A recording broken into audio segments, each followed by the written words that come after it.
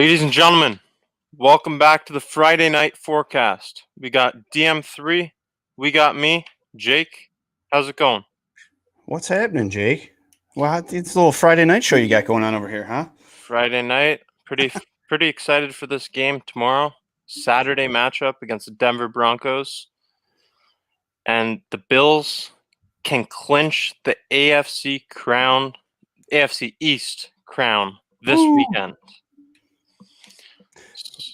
Yeah, I mean, 25 years in the making, right? You know, it's been a long time coming, and it's kind of a mixed emotions because I kind of wish that Brady was still here and this was happening, but we'll take what we can get, and it's just nice to see what the vision was from 2017 actually come to fruition. It took them a few years. They said it was going to take a few years, and we're on the cusp. We are on the cusp. So yeah, it's been a process, and the question I have for you and everybody watching this, make sure you chime in the comment section.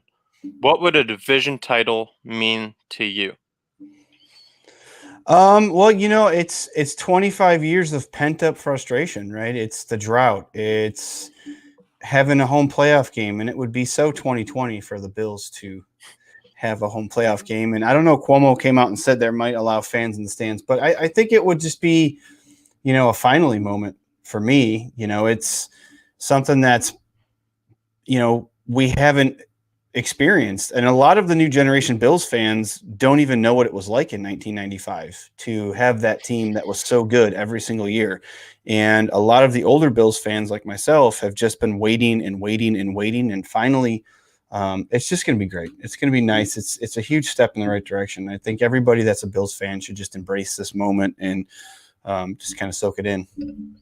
Well, to me, it would mean a lot. I wasn't even born the last time the Bills won the AFC East. Oh my gosh. Put that into perspective. And if the Bills win the AFC East, well, this is what I'm going to be doing. It's a rewind to when I was at a game in Toronto, up here in Canada. I will be painting my hair red, white, and blue for the Buffalo Bills playoff run.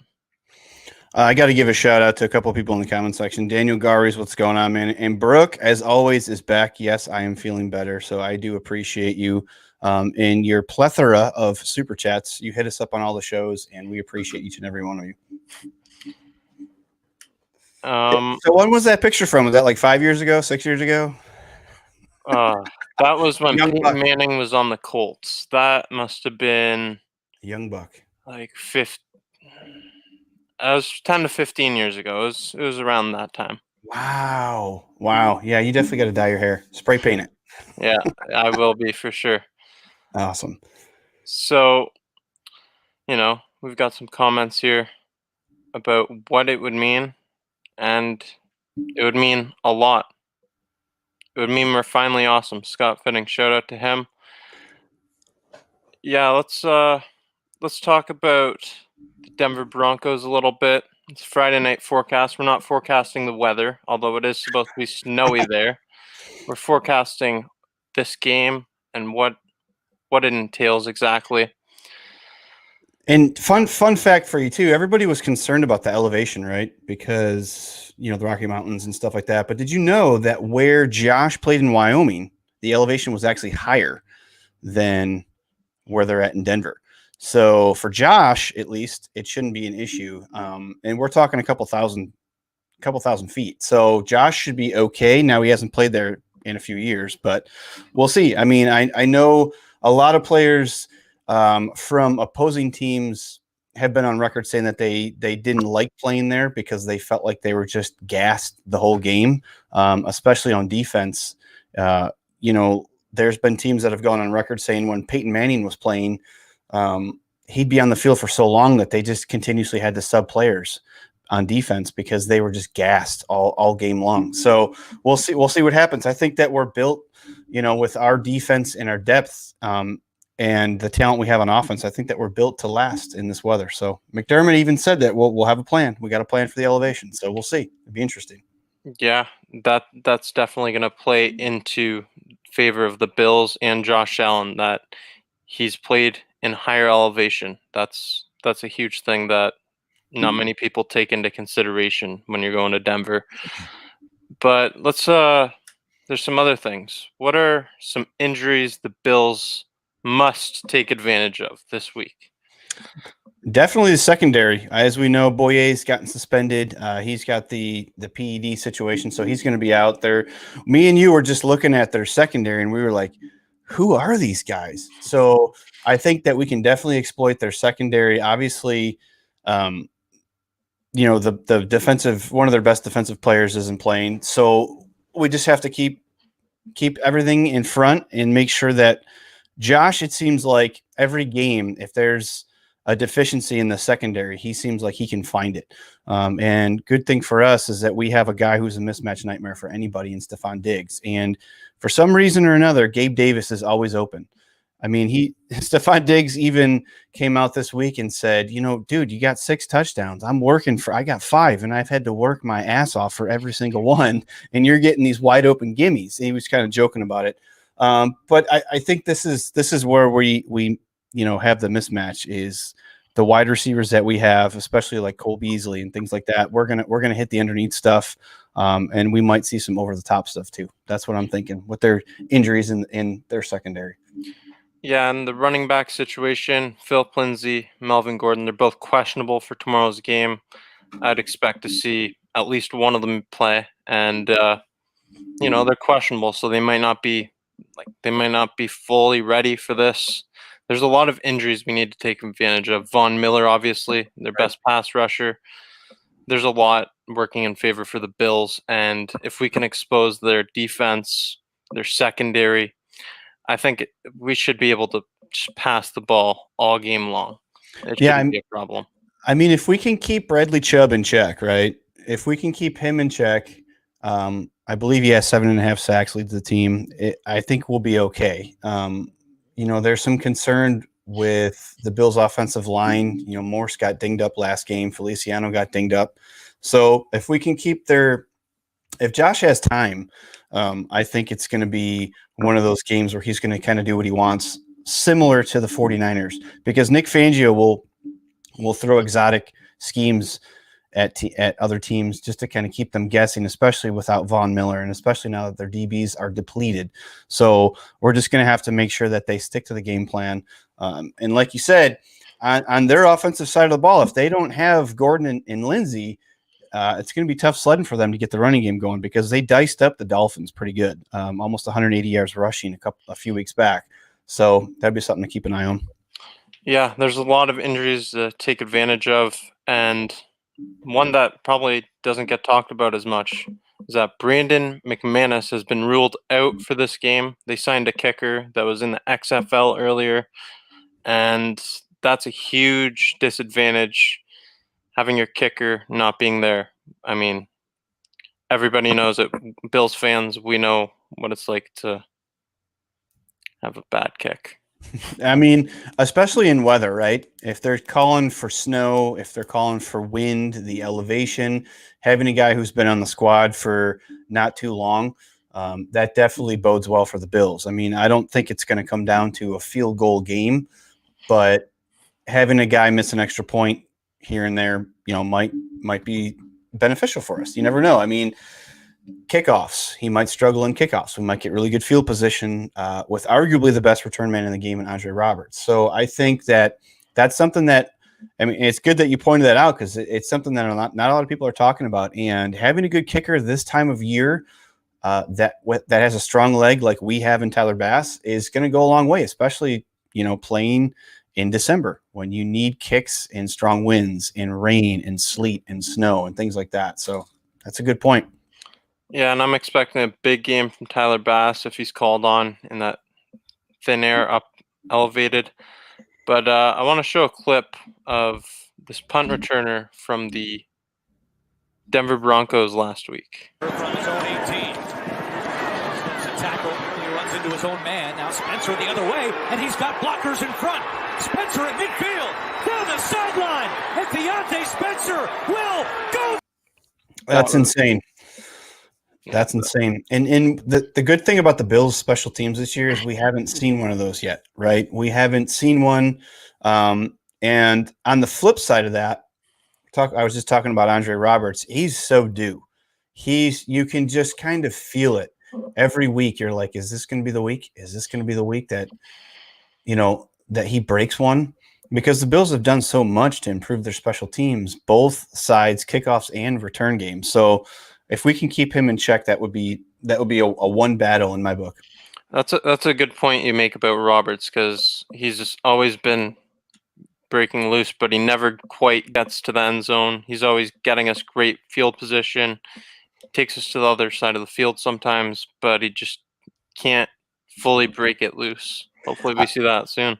I feel like he is an all-pro returner. Everybody was poo-pooing on him in the offseason. We're paying this guy. All he does is take up a roster spot. He does returns. We have other guys like Isaiah McKenzie that can do returns. We have, other people that can do returns. But if you watch the game, he may not break one, right? Because that's what everybody's waiting for. Everybody's waiting for him to take one to the house. But what he does do, we start at the 35-yard line.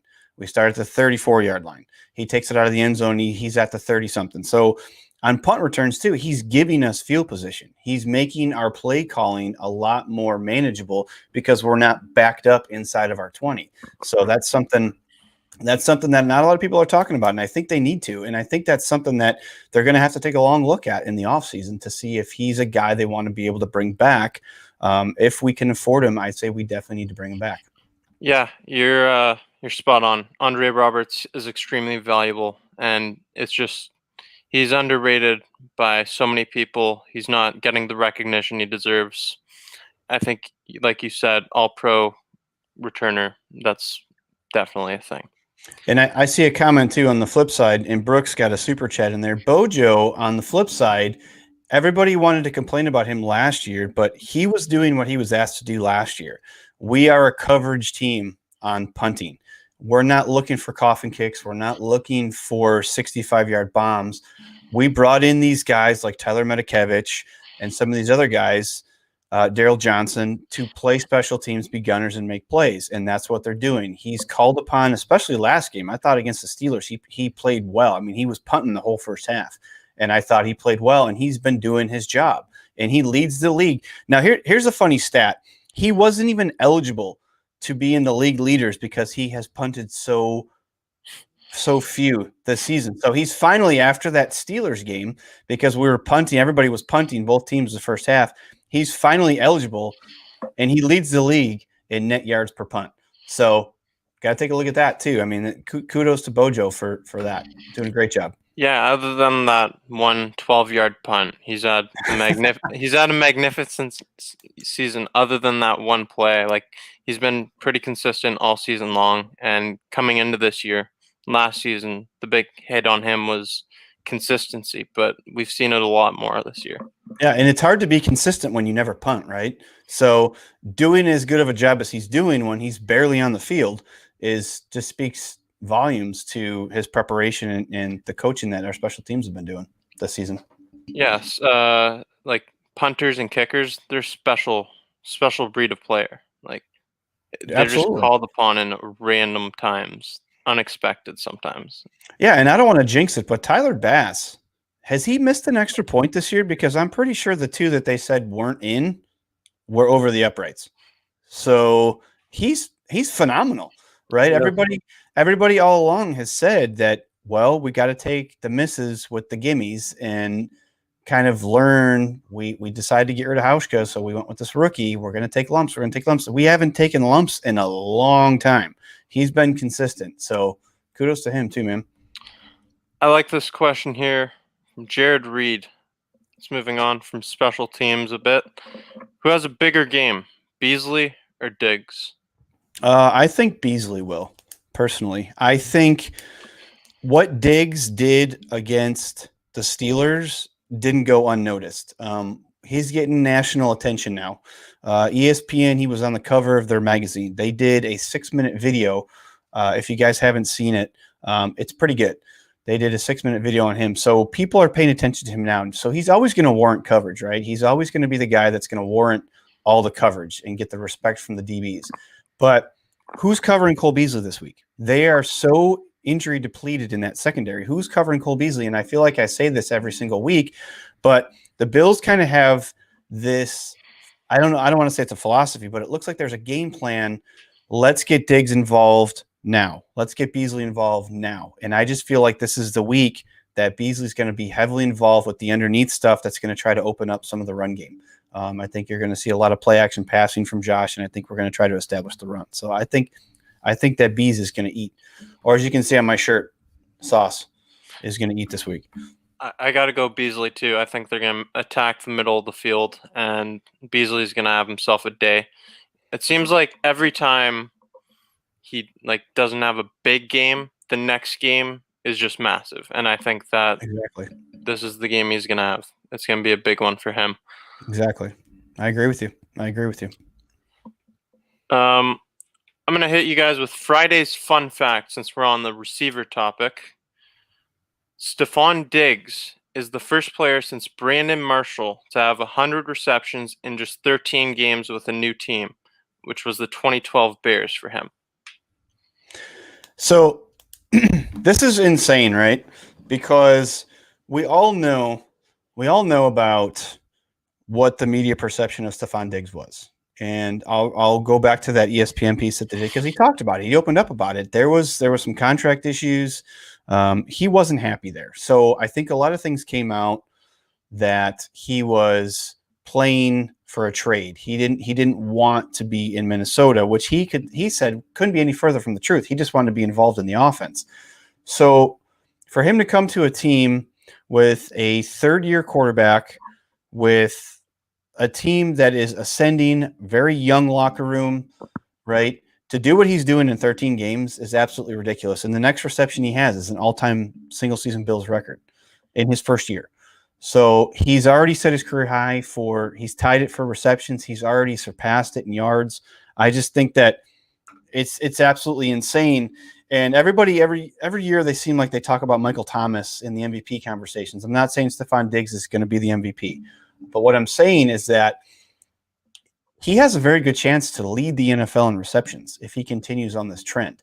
And we're talking about better than Julio Jones and DeAndre Hopkins and Devontae Adams and Travis Kelce and all those guys. That's insane. That's insane company to be in. And I just think that it's kudos to Brandon Beane. Everybody wants to talk about who won the trade between the Vikings and the Bills when they drafted Justin Jefferson, who's having an amazing season. But hey, we got our guy, and we haven't had a bona fide number one receiver for a very long time, since probably Eric Moulds. So, I mean, say what you want about Sammy Watkins, but that's another story for another show. So, well, you know what's interesting? Personally, before we traded for Diggs, which made me ecstatic, the receiver I actually wanted was Justin Jefferson. I thought he's a special receiver. Both teams won this trade, in my opinion, but Stephon Diggs right now, we can make a case that that's the best trade in the offseason. I don't care about the DeAndre Hopkins trade. We can make a case for that. And as you're saying about MVP talks, Diggs' name isn't being thrown around in that at all, and it should be. I don't expect him to win it either as a receiver, but just the transformation that the Diggs effect, it's just transformed this offense. It's helped Allen in a huge way. His progressions, wow. Yeah, the Diggs effect. I like that. So let's flip to the other side of the ball, to the Bills' defense. What do you think are the keys to stopping the Broncos' offense? We have to, very similar to now we have to remember Drew Lock's only played 15 games in his NFL career.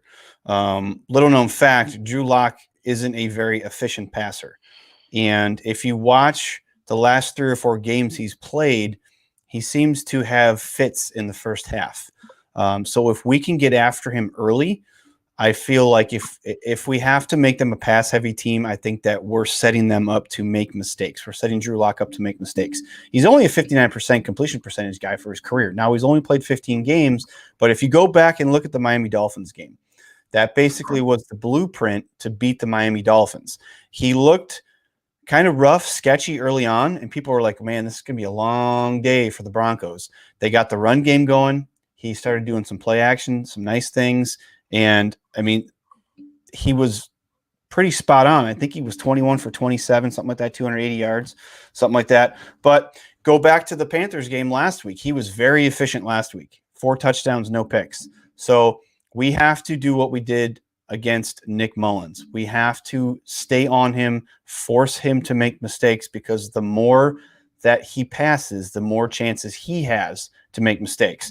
And if we can stop the run and kind of back them into a corner to where they have to pass because we get out to an early lead, I think that is going to be the most effective way. Now we're healthy on defense. Milano's back. Edmonds, he had a lingering foot issue earlier in the week, but he's back full practice. DBs are healthy. Defensive line is healthy. So I think we just need to get after him, keep everything in front. And as you've seen since the Jets game, it seems like each week we have more of that bend but don't break defense that we're accustomed to from the 2017 through 2019 Bills, where they're keeping everything in front. When you get too close to scoring, we're going to either hold you to a field goal or we're going to make you make a mistake. And I think that's what we have to do. We have to make sure that we need to keep their run game in check, which we can do. I feel like we absolutely can do, because all we heard about the San Francisco 49ers was that they were going to run the ball down our throat. Well, you know what? We went up on them. After it was 7-0, we put up 2 touchdowns and they had to pass the whole rest of the game. And Nick Mullins made some mistakes. So, well, Tuesday night on the Bills bunker, I made a prediction that we are going to hold this Broncos offense to under 13 points. I think that this defense, it's been regaining the 2019 form. It's not quite there yet, but the play of the defense has been much improved. And I love this comment from Scott here. We're going to have to stop the run. Broncos like to run the ball. Yeah, and with their 2 running backs questionable, if we can take them out of the game, I'm not saying injure them. I'm saying take them out of the game by just stopping the run, stuffing them, and jumping out to an early lead, like you said. Just force them to pass the ball. Force Drew Lock to make silly plays. He's thrown 13 interceptions to his 13 touchdowns. So for every touchdown he throws, he's going to throw a pick. And I think what we did last week to the Steelers receivers, we need to do this week. Henry Ruggs got to be in his face. Noah Fant, if he plays, we have to be physical. The Bills, we were told all week against the Steelers that they were a physical team. And we were told since before the 49ers game that this defense, this offense, this team is not physical. And I know Rich has been talking about how physical these teams are once we get into the playoffs, like the Tennessee Titans and some like the Indianapolis Colts and things like that. You saw against the Steelers the play where Tre'Davious White just locked up Claypool and knocked him on his ass and said, "Hey, guess what? Welcome to the NFL. We're here to play tonight." I think that's what we want to see. We want to see guys like Milano, who's very physical. We want to see guys like Tremaine Edmonds, can be very physical. Jordan Poyer, Micah Hyde. We just need to be more physical. And if we can be more physical, I think we can win the last 3 games of the season and make a huge push in the playoffs. If we can establish physical dominance, that's going to speak miles. It's going to go miles for what this team wants to do defensively. It is, definitely. We, like at the beginning of the season, the Jets game, for example, the first game of the season, it seemed like anytime that they would run the ball, we'd be hands on the knees on the defensive line, huffing and puffing, and it just seemed like they're out of shape, which they're not. They just weren't playing physical football, and they were getting outmanned. 1-for-1, they were just getting outmanned simply. So we need to step that up like we have been, and if we're the more physical team, we're going to wear down the opponents. I mean, like, for instance, you look at the Titans game. Everybody hates to talk about the Titans game because of what just a abomination it was for the Bills, but they were the more physical team, and they set the tone. You look at the Chiefs game. The Chiefs, who are not known to be a run-heavy team, ran at will because up front their offensive line was just manhandling our defensive line. So I think things happened, right? I think things started to progress, and we all were panicking. We're all saying, where's this highest paid defensive line in the NFL. Where are they at? They're not getting physical. And I think it just took Sean McDermott, who, we all know that we had this shortened offseason. We had 2 weeks of training camp. We had no preseason games. So these guys just weren't ready the first probably 6 to 8 weeks of the season to be physical and be aggressive. We had injuries. So now you're starting to see, the rotation up front's working. The DBs are healthy. These guys are getting physical, and they're playing Sean McDermott's McNasty style of football. And I think it's just going to continue as the season progresses. And that's what we need on defense for sure. Well, I hope so. And you said the Titans game was an example of how we were getting worn down. I think the Rams game, we were getting worn down during their comeback really bad. To me, that was the worst example of it. We just couldn't stop anything. And that goes hand in hand too with everybody's been worried about our second half play. I believe we were up, was it 28-3 at halftime on the Rams? And then we kind of just took our foot off the gas and we got extremely conservative. They went down and scored a touchdown. We're like, okay, it's 28-10. Then they went down and scored again. We're like, okay, now it's a 2-score game. And then it just seemed like the wheels just kept falling off, and they couldn't stop anything. But then I think Sean McDermott, Leslie Frazier started making adjustments game after game. Now, again, the Titans game, there was turnovers. It was a weird week as far as preparation. When are we playing? Chiefs game too, it got moved. We all know McDermott's a creature of habit when he likes his practices on set days and things like that. So we just have to remember this game, it comes on a short week, right? We're traveling to Denver. We just played, Sunday night. So it's a short week. So we just have to be prepared that things might be dicey, and then things might get adjusted and fixed, because the beginning of the Steelers game was pretty dicey. It was pretty ugly on both the Steelers and the Bills, but then they made adjustments and Josh basically did what he wanted in the second half. So, I like that we're being tested with short schedules like this week. I mean, it's just another test, and I think that the more tests we face, the more ready we're going to be for playoff football. We got a question from Sebastian. It's about. I saw that, yes. Hey guys, I have a question. I have Denver +7 versus Bills. Is that good? And can Denver cover? No, I think the Bills are going to win by. I definitely think the Bills are going to win this game by at least 10 plus. And if anybody is unaware, the Bills have won 2 straight primetime games by 10 plus points. So I take that bet all day, +7 all day, because I feel like the Bills are going to easily win, not easily, but they're going to win this game by at least 10 points, double digits.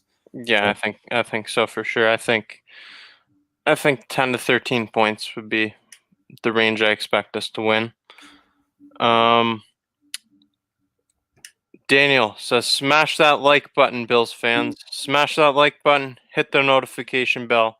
You'll be notified every time we're live. Going to continue pushing out the content for you. Remain consistent. Do what we do best. Smash it. Punch it. Grind it. And I'm going to throw this in there. Billsology will be live tomorrow after the game. Will be regular time, 9 p.m. So we can get our wits about us, depending on what happens in the game. And we'll have our post-game show, Billsology, tomorrow night, 9 o'clock. Crease Bees, shout out to you. Always watching. I got the Terminator jersey on because I'm feeling like I want to win the AFC East this week. That's funny. I was looking through my jerseys, right? Because I got to get a Beasley jersey, right? And I told the wifey that, I'm sure it's going to be under the tree for Christmas. But I saw my McCoy jersey in there, my Shady jersey, and I was like, I'm never going to get rid of this. For some reason, I just can't part with the Shady jersey. Like, I don't know what it is. He was only on the team for a few years too, so it's crazy. It's crazy how these jerseys we collect, just you look at them, you go back and look at them. Maybe not you because you're not as old as I am. I've got some interesting ones.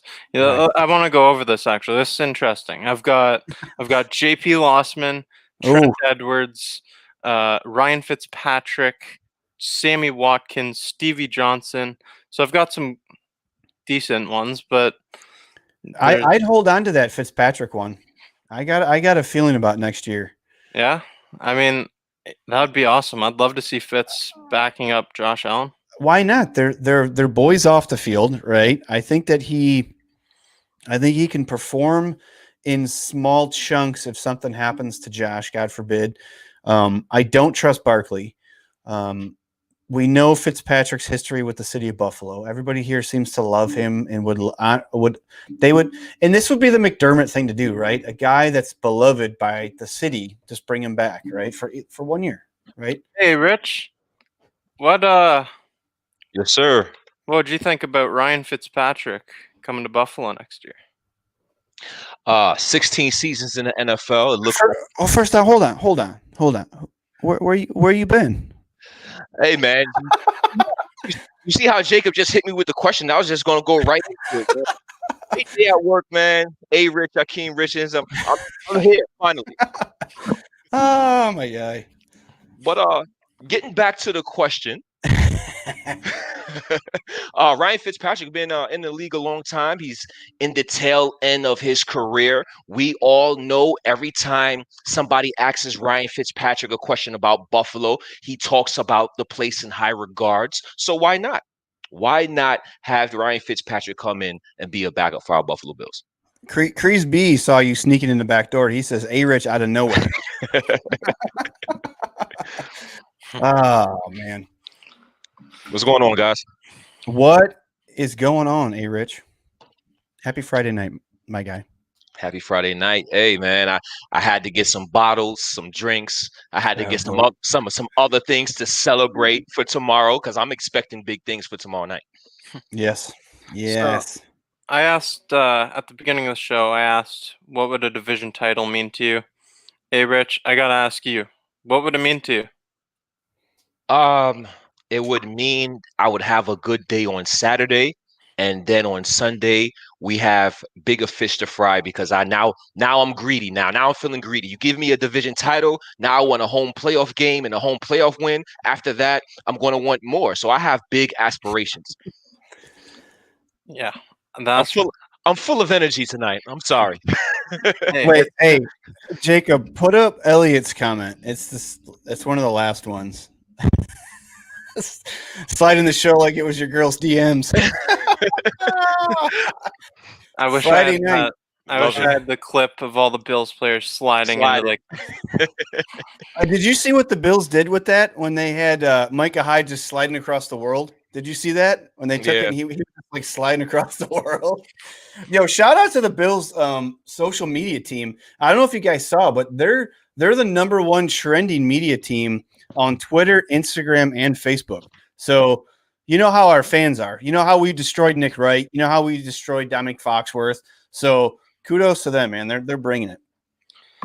So. Well, if we were to win the AFC East this weekend, this is something I wish we could all be there for, and I wish we could just do this again. Those goalposts are like, what, $8,000 a piece?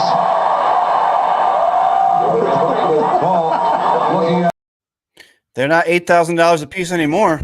Some cheap ass goalposts back then.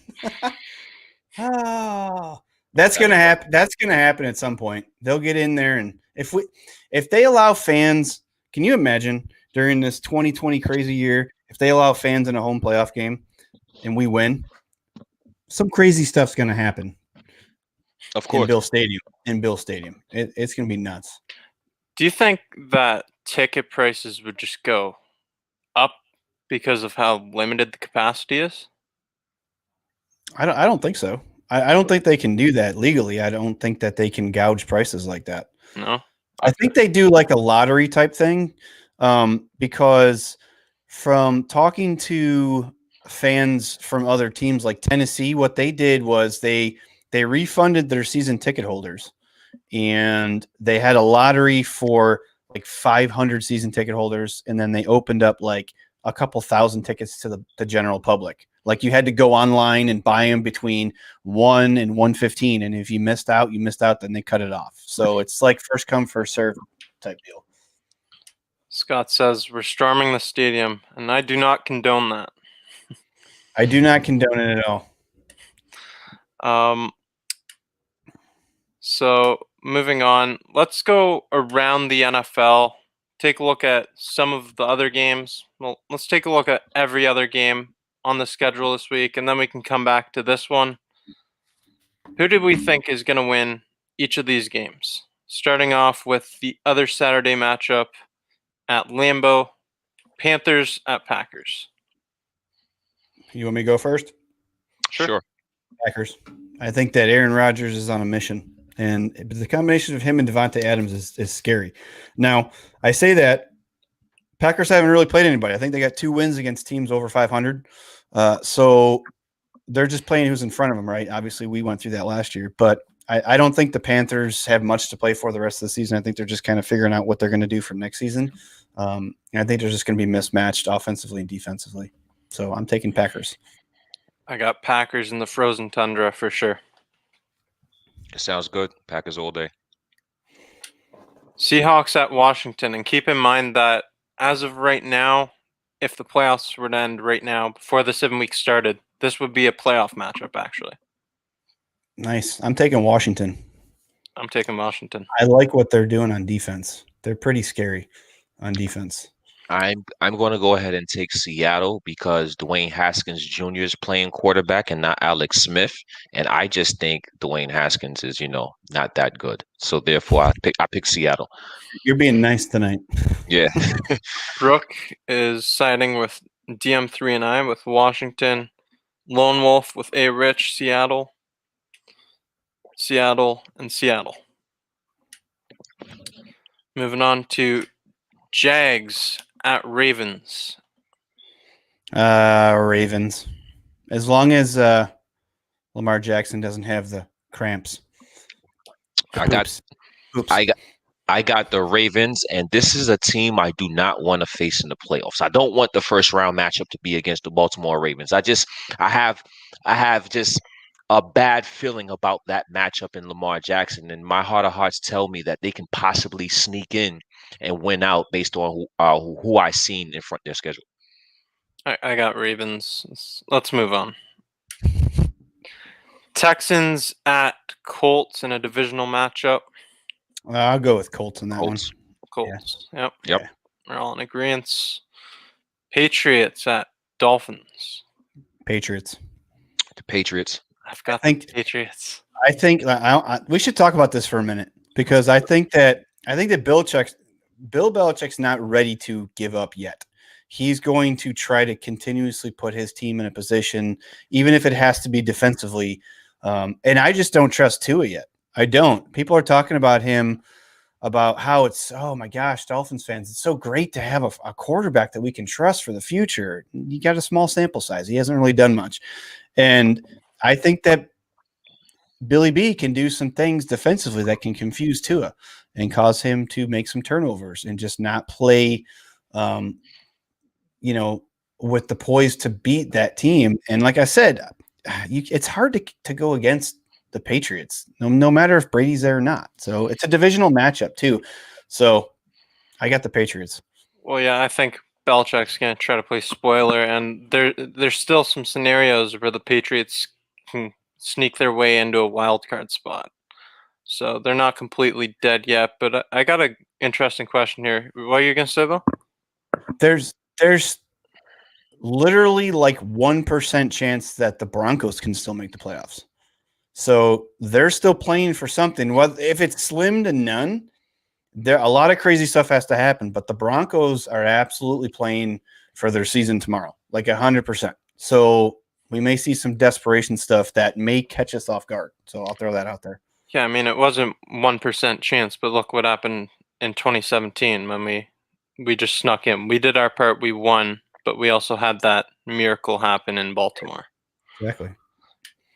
This is the question I want to get to. We need to discuss teams we want to play in the playoffs because I'm concerned. So let me change this question.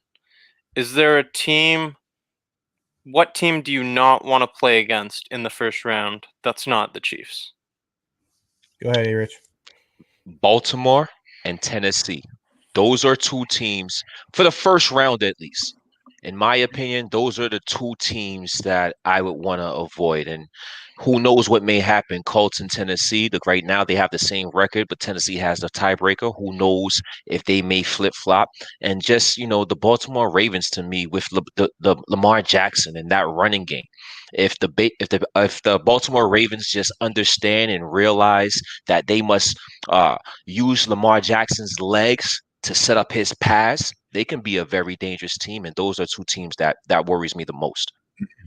Yeah, I've got to say the Titans. I don't want to play them in the first round. I'm not afraid of the Titans. I think that we can beat them. It's hard to beat a good team twice, and the Bills are definitely a good team. But I don't know what our answer for stopping Derrick Henry would be. I'm not afraid of any of these teams. We just proved we can play two really good teams and punch them in the mouth. And this isn't the 2019 Bills against the Houston Texans. This is a different team. And I trust Sean McDermott. I trust the game plan. I like where this defense is going. I like that Josh came out after struggling in the first half and then made adjustments and just completely sliced them up in the second half and did what he wanted to. I bring them all on. I'm not being a homer. I'm not being a biased Bills fan. I'm saying we'll beat the Titans because, like you said, it's hard to game plan against a team that you beat already this season. And yes, Derrick Henry is a very formidable opponent. He's a beast as a running back, and they're physical. We talked about this before A-Rich came on. They're a very physical team. The Ravens, we played well against Lamar last year. And I feel like that we would have the same type of game plan that would give him fits this year and make him pass. And I'm okay with that. One team kind of a little bit that would give me a little bit of is the Colts. They're defensively, they're really good. Offensively, they're really good.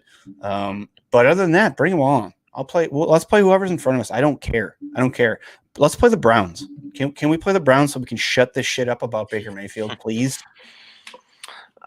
Super chat here. Shout out. Huge shout out.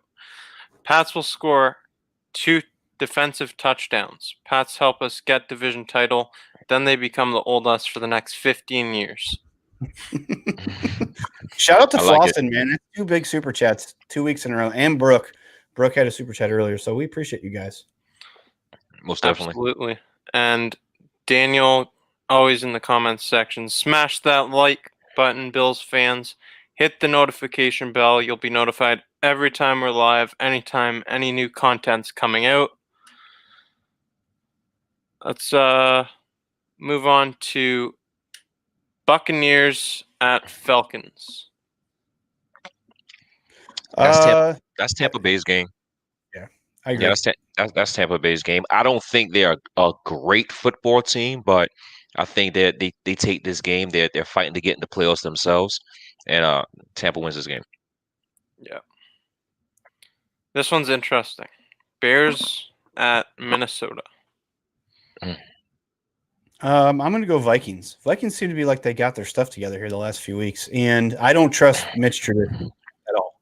I don't care how good he played last game. I don't trust Trubisky at all. So I'm going Vikings.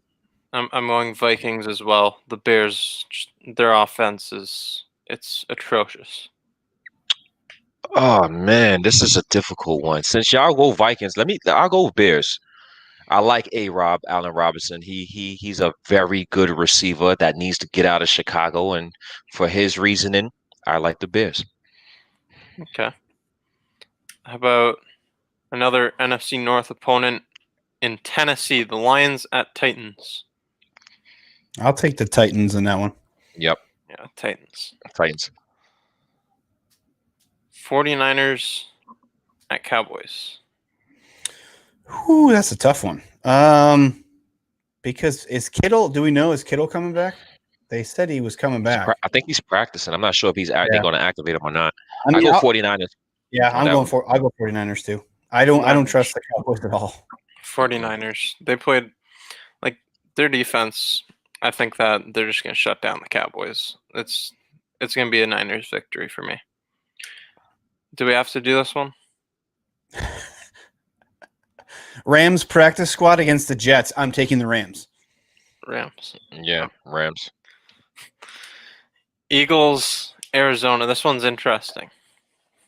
Well, there's tape on Jalen Hurts now, and that was the big gripe, that there was no tape on him, and that's why he did so well last week. But I'll take the Cardinals. Yeah, I'll take the Cardinals. I gotta go with the Cardinals as well. This one is it's very interesting. No Michael Thomas, and Drew Brees is playing, but I'm going to go with the Chiefs because the Chiefs need to secure home field. So, or the bye, I should say. I'm going to go Saints here. Woo. Let's I just think the Chiefs, I don't know if they're bored or they have this light switch thing going on where they just going through the motions until they feel some pressure. But this is Saints team, I believe, is a very good football team. And if you want to play that light switch game with the Saints, they're going to beat you. So I got the Saints. I've got Kansas City. And Gotta go with the Chiefs. we talked about this in our group chat when it happened last week. Patrick Mahomes had a not good game for his standards, right? Which for most quarterbacks is a decent game, right? He doesn't do that very often. He definitely doesn't do that 2 games in a row. So that's why I say they might come out, try to play mistake-free football. Saints have a good defense, but I think Chiefs are better in this one. Yeah, the Chiefs, they're going to take this game. And we've got a couple more games here. If you've got any questions about the Broncos-Bills game, make sure you drop them in the comments section below, and we'll get to as many as we can. Browns at Giants. This is a significant game in the NFC least race. I got to say the Browns. Browns. Yeah, a couple of weeks ago I picked the Giants to win the division, but I didn't see their schedule. It's pretty tough. I'm not too high on Daniel Jones like that. I got to go with the Browns. Yeah, and the Giants next week they have the Ravens too, so they're Tough games. they're in for it. Steelers at Bengals. Steelers. Yep. Right the ship.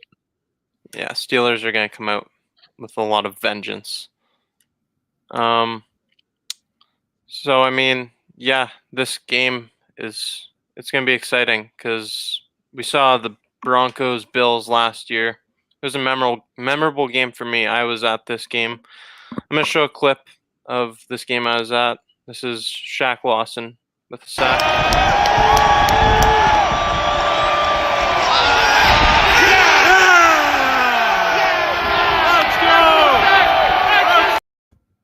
Let's go. That was good seats, man. That was pretty good seats. Yeah, you got some good seats too. Oh yeah, I love those corner seats right there. Hope for the players to jump in, do like a little Lambeau leap kind of thing. It's always fun times. I'm missing the Buffalo, I guess Bills Stadium now. I'm missing that. You know what? I was talking about that ESPN piece that they did on Stephon Diggs earlier, Rich, before you came on, and I can't wait to be there, like the fans to be there to feel his energy. The season he's putting up isn't being witnessed by live fans. It's just tough. Like it's just, I don't know. It's just hard. Like that would just be amazing having him, intertwined with Bill's Mafia. And he said he misses it. He's like, I'll go through a table right now if I have to get fans in the stands. So it's crazy. Who's this? What's that? Who's this you're talking about? Oh, Stephon Diggs. Yeah, he hasn't experienced Bill's Mafia at all. It's unfortunate. Yeah, it's insane. I can't wait to go to a game again. I'm itching to get to one. This is another huge play that we saw last year against the Broncos. Josh Allen just made their defense look silly. Look out, they got a nice block there by Dawkins. Look at the maneuvering. Josh Allen chased by Von Miller. I love the play, but I don't want to see any more Josh running backwards. Like, I love the elusiveness, but like this year you've seen, especially like in the 49ers game, he was weaving through the traffic to the front to get he wasn't running backwards. I don't think any of us likes the running backwards Josh, and he hasn't done that hardly at all this year. So yeah, he's started to take that kind of thing out of his game, and I mean, we're never gonna not have Josh Allen because Josh Allen, he wants to win, and I love that about him. But we're not seeing some of the more frequent mistakes that we've seen in years past, and that's a huge thing. And we're not seeing him run as much, right? I think he got about 300, a little less than 400 yards rushing overall this season. And why is that? That is because our quarterback can now play quarterback. And when you have the arm and the accuracy to go with the arm now, you feel the need to use your legs a little less. So I'm just happy we have a mobile quarterback that can feel the pocket presence if it collapses and has the pocket awareness to get out the pocket if necessary. And it's funny you say that because I feel like we're going to at some point, and it'll probably be in the playoffs, we're going to see Josh. I don't want to say dominate a game with his legs, but he's going to take over a game with his elusiveness and his athletic ability. Not similar to what Lamar does, where they have all these design runs and it's like 1-2, he's gone. But there's going to be a time, I feel like Josh now knows when he has to do it. Kind of like in the Texans game in the playoffs, like boom, 40 yards down the sideline, he's gone. And there's going to be a time, it's coming. I feel it. I feel like we did it a little bit against the Jets and Dolphins earlier in the season. Then they went away from it because he was in rhythm with all the receivers. But I feel like there's going to be a game when Josh he's going to start ripping some runs. Like, I'm telling you. You're saying like he hasn't been running as much this year, not nearly as much, but he's been getting into the end zone still. 6 rushing touchdowns, a receiving touchdown. And we all know what he's been doing through the air. It's unreal. Super chat from Brooke. Diggs is going to love Bills Mafia. Did you guys hear what Diggs said after he scored in the Steelers game? He said, put Eric Moulds on the Wall of Fame. Right in the camera. Did he? Yeah, it's all over Twitter. Like, I forget who caught it, but he said, put Eric Moulds. He knows what's going on. He knows what time it is. Mm-hmm. He knows that he's about to get 101. Probably tomorrow, and he knows what's going on. So I thought that was funny, and I think he's right. Eric Moulds was absolutely Eric Moulds was a very, very good receiver for our Buffalo Bills. He's probably one of the most underrated Buffalo Bills players in the history of the Bills. If you look at the stats, he holds most of the single season receiving records. Not Andre Reed, Eric Moulds. So. So. I mean, unless you guys have anything else you'd like to say, I think this is all we've got for this Friday night forecast. Is there anything else you guys want to talk about before we head off? We want to do score predictions for this game? Yeah. Let's do it. All right, I got the Bills 31-13. I think offensively they're going to be kind of pigeonholed into passing, and if you look at Drew Lock, and he's a 59% completion percentage guy. As you alluded to earlier, he's thrown 13 touchdowns, but he's thrown 13 picks. He will make mistakes. The more opportunities he has, he's going to make mistakes. And I feel like he's going to make some mistakes that the Bills are going to capitalize on. And I think that we're going to get going early. And then I think this is absolutely the game where Moss and Motor definitely wind this game down in the second half. So I got 31-13 Bills. Hey, Rich, you go. But before you say it, super chat again. Shout out to Flossin. My final score prediction, Bills 38-17. Win the division. Have 2 weeks to get ready for the playoffs. We don't want division title waiting until the last week. I like it, man. I like it. Shout out Flossin. Shout out Flossin for another super chat, man. 31-17 Buffalo over Denver. Drew Lock has a turnover in 9 out of his 10 starts. Drew Lock has threw an interception or fumbled the ball in every game he's played in this season. So we have to make that trend continue tomorrow. And what do we have to do? We have to stop Phillip Lindsay and Melvin Gordon from getting off and running the ball. and our offense has to score early so we can put the ball in Drew Lock's hands and make him make some mistakes. We do that, we win this division tomorrow. 31-17, Buffalo over Denver. Tuesday night on the Bills bunker, I said we're going to hold the Broncos to under 13 points, and I'm going to stick with it. I've got us 27-10. I think that the Broncos are going to try to run the ball a lot, but ultimately we're going to force them to pass the ball with Drew Lock, and he's just going to make a bunch of mistakes. Hey, there's a good comment from PJ Teague about week 17. Yeah. Let's talk about that. Do you play starters for week 17 for 2 seed? Yes. You play the starters the rest of the year until you're done playing. I think we saw what happened last year when we pulled everybody out against the Jets. I think we lost some momentum. The way this team is progressing, the way this defense is meshing, it seems like every week they're feeding off of the week prior's performance and getting better. I think you don't want to hinder that at all. In this weird season that we're in with rescheduling games and all this weird stuff that's been happening, I think you keep your consistency going. I think you let these guys play. Now, if you're playing the Dolphins and you're up, big in the second half, obviously pull all your starters out in the second half. But play a competitive game. Let your guys compete. Let your guys perform and play to their utmost ability. So there's no law. I don't like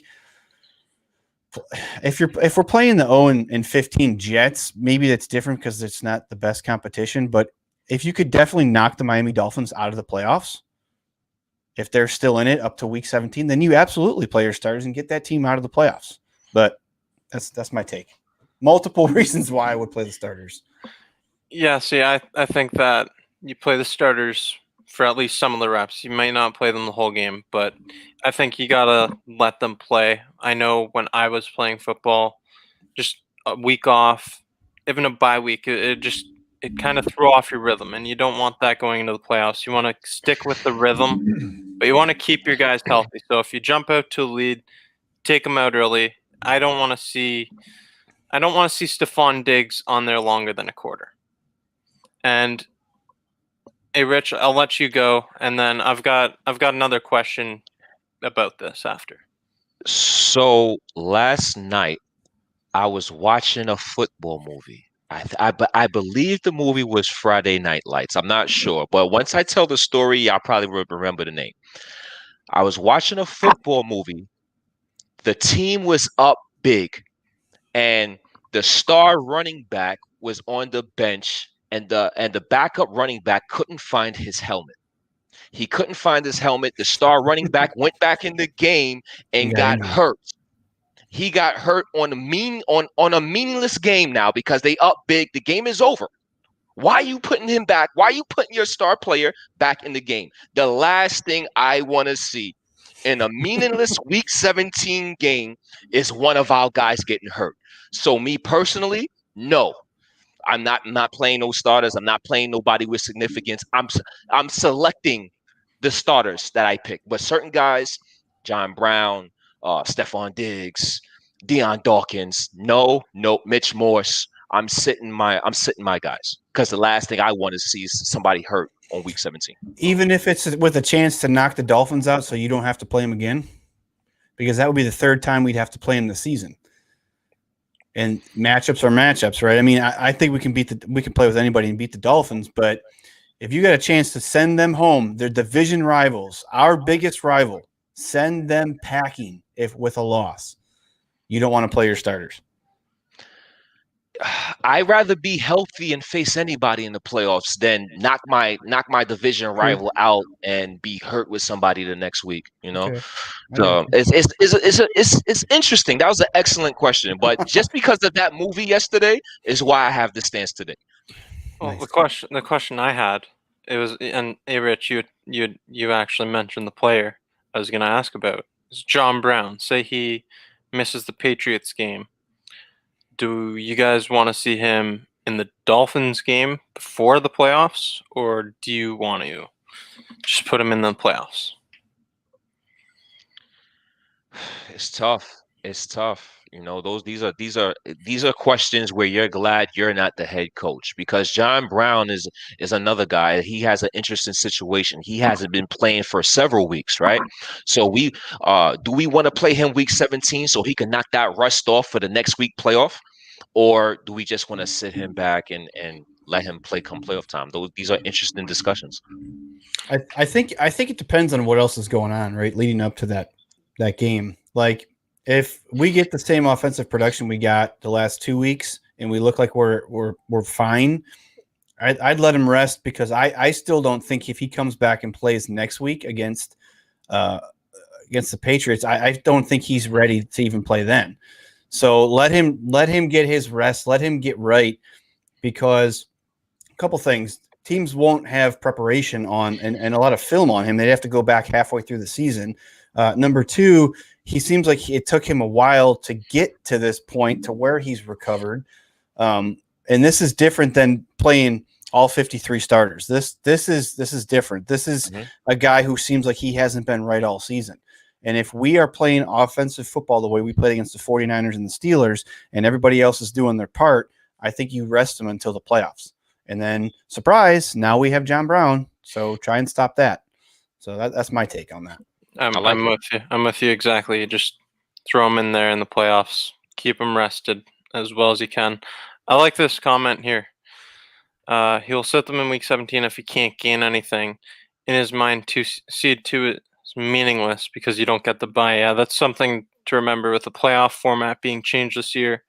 It's just the top seed in the conference gets the bye. So now, do you think coaches are sitting there and they're looking at the playoff picture and is like, you know what? We might play the Browns in the playoffs if we win this game. Let's try to win this game. Or if we lose this game, we might play Tennessee. So we probably want to try to win this game. Do you think coaches look at the playoff picture and decide how they want to play with their players based off matchups, potential matchups in the playoffs? Well, I think that goes hand in hand with, should we rest our guys week 17?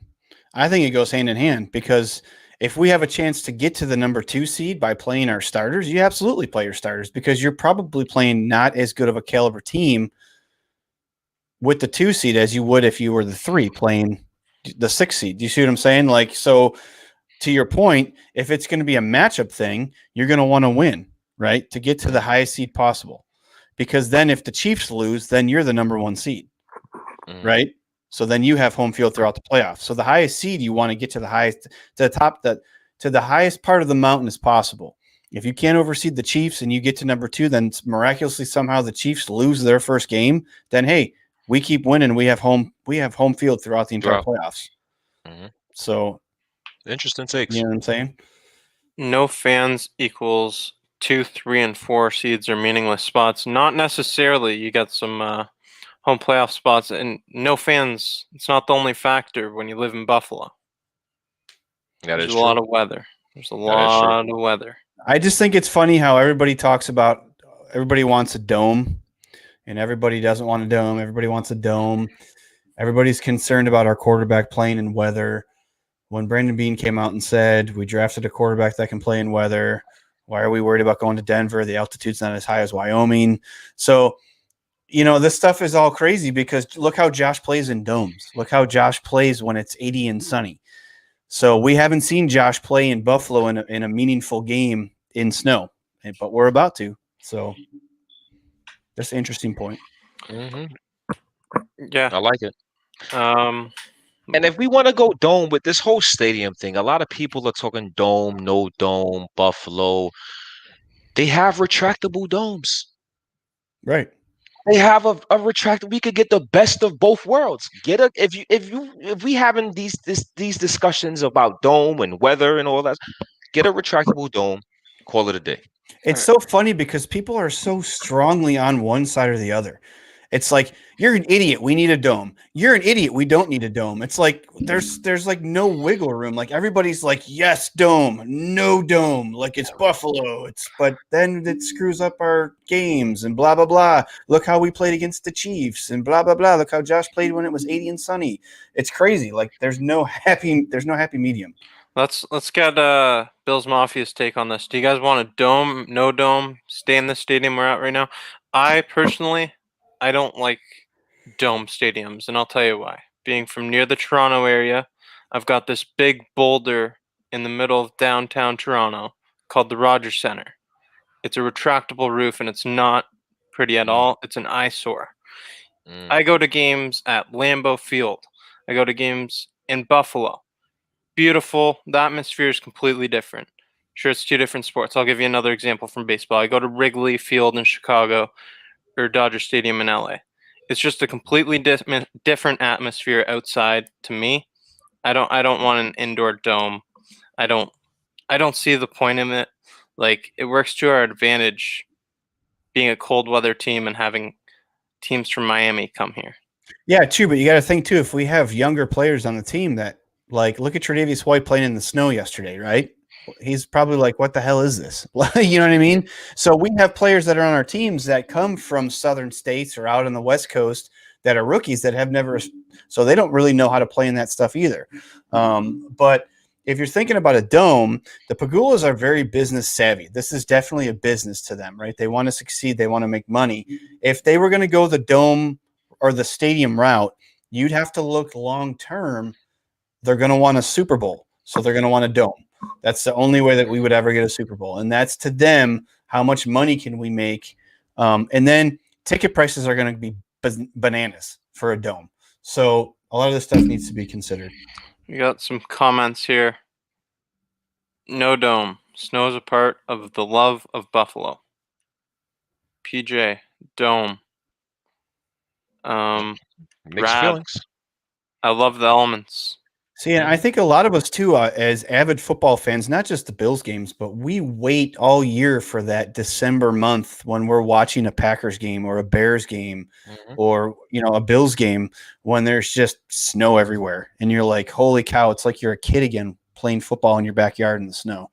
So you know what it is? The dynamics of the team doesn't connect with where they're playing right now. You know, the running game, you know, you think of snow, you think of tough physical running team, where we play kind of like a Florida team, you know. So I think because of that, that's what poses all these questions and debates. But Buffalo is self-explanatory, right?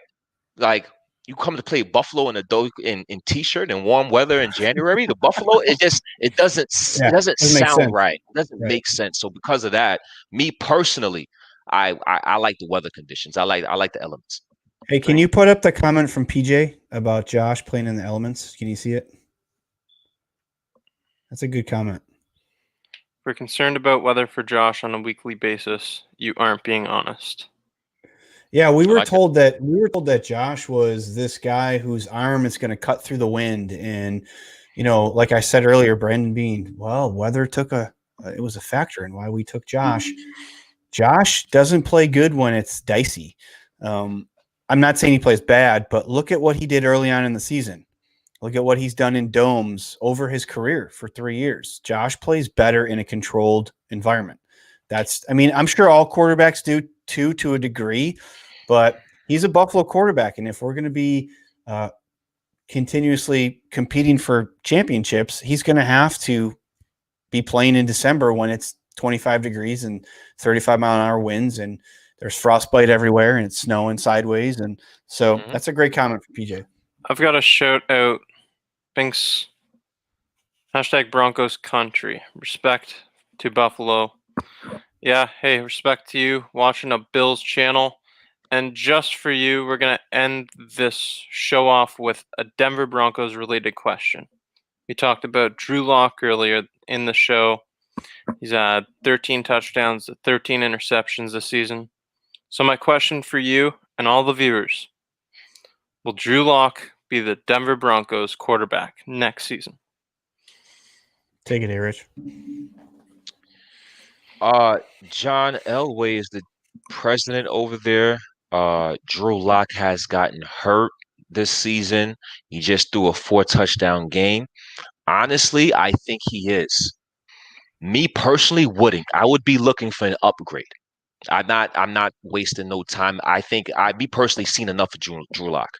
I don't want to talk so much shit and then he goes out tomorrow and throws for 400 yards, right? But I don't. I think he's going to be in Denver next year. Look at John Elway's history. I mean, he has trouble getting quarterbacks, and the jury's still out on Drew Lock. I think they're going to try to be patient with him in hopes that he is the guy. Yeah, and it's just amazing how a guy who was a quarterback played really well as a quarterback, was a mobile quarterback, did a whole bunch of stuff, right? Hall of Fame, 2 Super Bowls. He can't for some reason he can't figure it out. I'm not saying Drew Lock's not the guy. I think he's played 15 games, right? So the jury's still out, like Akeem said, but he's absolutely going to be the quarterback next year because there's such a small sample size, injuries thrown in there. And I think at some point someone's going to tell him, hey, give it some time. Quit changing up your franchise guy every single year. You know, you brought in high paid free agents. You did this. You drafted these guys. Let it play out. So I think he will be. Well, yeah, all that. He's got some potential. He's only played 15 games. It's a small sample size. But on top of that, they're 5-8. So, I mean, their pick isn't necessarily going to be one of the top few picks, and they might not be getting their guy that they want. Yeah, and on top of the fact that John Elway went the last 2 years, they've done kind of what the Bills and Brandon Beane did. They've given him nothing but talent as far as receivers, running backs, tight ends. They've built that team for Drew Lock. Now, maybe he's not going to be the guy in 3 years, but we're going to find out because there's no reason why he shouldn't succeed with all the talent around him. So that's just my take. Well, Binks thinks he's going to be good like Josh Allen once he gets the experience. And that is the hope right there. That is the Broncos country hope right there. They see Josh Allen.